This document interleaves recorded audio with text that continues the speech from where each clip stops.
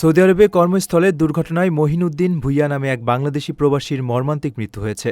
শনিবার বেলা ৩টার দিকে একটি ১০তলা ভবনে এসির কাজ করার সময় ছিটকে পড়ে প্রাণ হারান তিনি।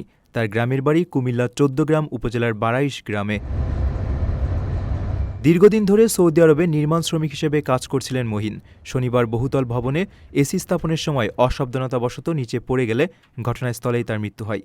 প্রবাসী এই রেমিটান যোদ্ধার অকাল মৃত্যুতে পরিবার ও এলাকাবাসীর মধ্যে গভীর শোকের ছায়া নেমে এসেছে।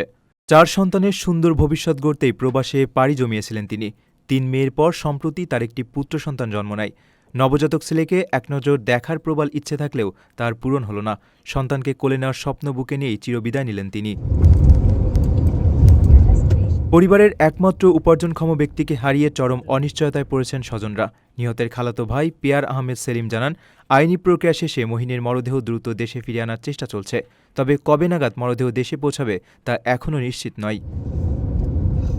আপনার স্বপ্নগুলো আকাশ ছুবে প্রবাসীর হেলিকপ্টারের মাধ্যমে। বিয়ে, জন্মদিন অথবা যে কোনো বিশেষ প্রয়োজনে হেলিকপ্টার ভাড়া করতে যোগাযোগ করুন স্ক্রিনে দেয়া নাম্বারে। প্রবাসীর হেলিকপ্টার, নিরাপদ ও সাশ্রয়ী বাহনের বিশ্বস্ত নাম।